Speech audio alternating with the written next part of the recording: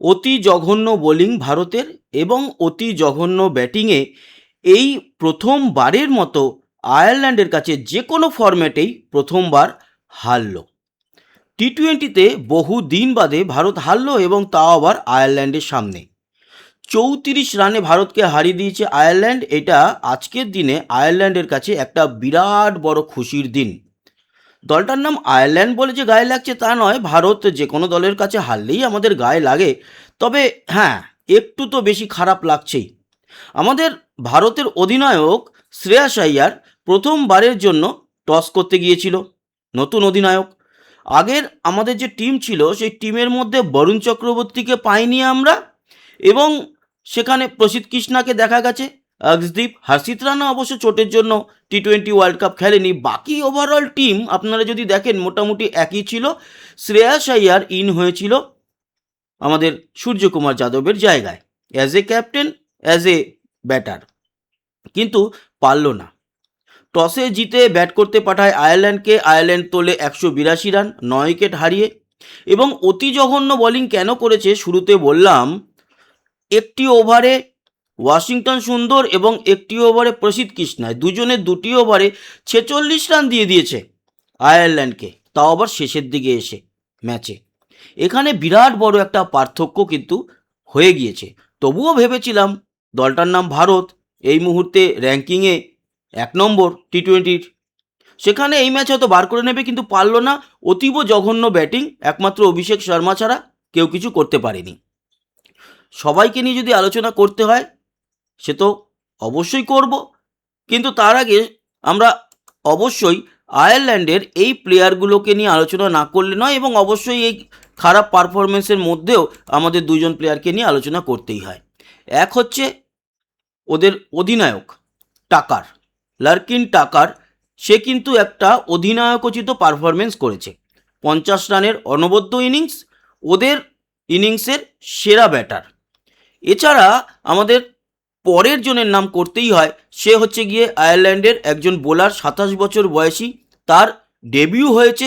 সে কিন্তু তিনটে উইকেট তুলে নিয়েছে 4 ওভার বল করে। ওর নাম হচ্ছে ম্যাথু হালার্ড। ম্যাথু হালার্ড এই ম্যাচে 28 রান দিয়েছে 4 ওভার বল করে, এবং 3টে উইকেট অনবদ্য তুলে নিয়েছে, ফলে ভারতকে অনেকটাই কোণঠাসা করেছে। এবং তারপরে যে আয়ারল্যান্ডের এই প্লেয়ারকে দেখছেন, ওর নাম হচ্ছে গিয়ে ম্যাথু হামফ্রেজ। সেও 3খানা উইকেট নিয়েছে, সম্পূর্ণ বল করতেও হয়নি, সে কমপ্লিট করেনি ওভার, আর তাতেই শেষ হয়ে গেছে ভারতের কিন্তু অল উইকেট ডাউন হয়ে যায়। ভারত 148 রান তুলতে সমর্থ হয়েছে 18 ওভার 5 বল খেলে, আর 34 রানে হার হয়েছে ভারতের। এও কিন্তু 3টে উইকেট নিয়েছে। অন্যদিকে আমাদের অভিষেক শর্মা অবশ্য এই এত খারাপ পারফরমেন্সের মধ্যেও একটি হাফ সেঞ্চুরি করেছে, সেটাও আবার 20 বলে 7খানা 4 মেরেছে, 2খানা 6, 250 স্ট্রাইক রেটে ব্যাট করেছে। আর কেন হর্ষিত রানা? আমাদের মধ্যে অর্শদীপ 2টো উইকেট নিয়েছে এবং অক্ষর প্যাটেল 2টো উইকেট নিয়েছে। ওয়াশি জঘন্য বোলিং করেছে এবং জঘন্য বোলিং করেছে প্রসিদ্ধ কৃষ্ণা। তবে তার মধ্যে থেকেও কিছুটা উজ্জ্বল হচ্ছে হর্ষিত রানা, 3টে উইকেট তুলতে সে কিন্তু সক্ষম হয়েছে। আমাদের বাকি সমস্ত প্লেয়ারদের নিয়ে এবার আলোচনা করি। বোলারদের নিয়ে তো বললাম শুরুতেই, কি আর বলবো, নতুন করে কিছু বলার নেই। আয়ারল্যান্ডের সঙ্গে খেলছে না অস্ট্রেলিয়ার সঙ্গে খেলছে না ইংল্যান্ডের সঙ্গে খেলছে, বোঝা যাচ্ছিল না। এছাড়া বলেছিলাম আজকের ম্যাচে 2খানা অভিষেক হতে পারে, এক আমাদের বৈভব সূর্যবংশীর আর একটা শ্রেয়াস শেরজের। কারুরই অভিষেক হয়নি, সেই পুরনো টিমই নামানো হয়েছে, শুধুমাত্র শ্রেয়াস আইয়ারকে ঘষে মেজে অধিনায়ক করে পাঠিয়েছে, কিন্তু কিছু করতে পারেনি শ্রেয়াস আইয়ার। আমাদের যে ব্যাটাররা ব্যাট করতে নেমেছে 182 রান চেস করতে, 183 রান টার্গেট নিয়ে, সেখানে এই 183 এই স্কোরটা না খুব উল্লেখযোগ্য। আমাদের ভারতের ইতিহাসেও 183টা খুব উল্লেখযোগ্য। কেন 83 সালে 183 করেছিল ভারত ফাইনালে, এবং গতকালই ছিল সেই 25শে জুন। সেই 25শে জুন 1983 সালে 183 রান করেছিল, এবং ওয়েস্ট ইন্ডিজ কিন্তু 183 রান তুলতে পারেনি, ফলে ভারত চ্যাম্পিয়ন হয়েছিল বিশ্বকাপের। অভিষেক শর্মা শুরুতেই বললাম যে 50 রানের একটা ইনিংস খেলেছে, 20টা বল খেলেছে, 7খানা 4 মেরেছে, 2খানা 6 মেরেছে। কিন্তু সঞ্জু স্যামসন কি করেছে? সঞ্জু স্যামসন কিচ্ছু করতে পারেনি। মাত্র 4টে বল খেলেছে, তাতে 5 রান করেছে, একটাই 4, 125 হচ্ছে স্ট্রাইক রেটে সঞ্জু স্যামসন ব্যাট করেছে। As a wicket keeper catch নিয়েছে। আর হ্যাঁ, এটাও বলতে হবে আমাদের, প্রথমে ওরা যখন ব্যাট করছিল আমাদের প্রচুর ক্যাচ মিস হয়েছে, মিসফিল্ড হয়েছে। গতকালকে মেয়েদের কথা বলছিলাম না, সেম আমরা ছেলেদের মানে ওদেরকেও দেখলাম এই ফিল্ড কিভাবে একেবারে মিস করা যায় তার একটা যেন মহড়া চলছিল। ঈশান কিষান আজকে কিচ্ছু করতে পারেনি, নেমে 5 বল খেলেছে, মাত্র 1 রান করেছে। 20 হচ্ছে স্ট্রাইক রেট ঈশান কিষানের। শ্রেয়াস আইয়ার কিচ্ছু করতে পারেনি, 7টা বল খেলেছে, মাত্র 3 রান, 42 হচ্ছে গিয়ে স্ট্রাইক রেট, 42.86। এবং তিলক বর্মা একটু চেষ্টা করছিল, 21টা বল ফেস করেছে, 19 রান করেছে, 3টে 4 আছে, 90-এর কাছাকাছি স্ট্রাইক রেট আছে। কিন্তু এটা ওয়ানডের, T20-র স্ট্রাইক রেট নয়। ওয়াশিংটন সুন্দর যেমন জঘন্য বল করেছে, ব্যাটিংয়েও কিচ্ছু করতে পারেনি। 12টা বল খেলেছে, সব সিঙ্গেল নিয়ে নিয়ে 9খানা রান করেছে, কোনো 4-6 কিচ্ছু মারতে পারেনি। এই হচ্ছে গিয়ে পরিস্থিতি। এবার আসি পরের যে সেট, সেখানে শিবম দুবে অবশ্য খানিকটা চেষ্টা করেছিল। শিবম দুবের কথা না বললেই নয়। শিবম দুবে ব্যাট করতে নেমে 14 বলে, আচ্ছা শিবম দুবেও কিন্তু উইকেট নিয়েছে। শিবম দুবে 14 বলে 25 রান, একটা 4 আছে, 2টো 6 আছে। অক্ষর প্যাটেল তারপরে ব্যাট করতে নেমেছিল। অক্ষর প্যাটেল 16 বল খেলেছে, 15 রান, একখানায় 4, 93.75 স্ট্রাইক রেট। শিবম দুবের 178 strike rate. Harshit Rana 9 ball খেলেছে, 8 রান করেছে, তার মধ্যে একটা 6 আছে, 6টা খুব ভালো ছিল। অর্শদীপ 4 বল খেলে মাত্র 2 রান, আউট, 50 স্ট্রাইক রেট। আর প্রসিদ্ধ কৃষ্ণা লাস্টে এসে নট আউট ছিল, 2 বল খেলে 1 রান, আমাদের অল উইকেট ডাউন হয়ে গেছে।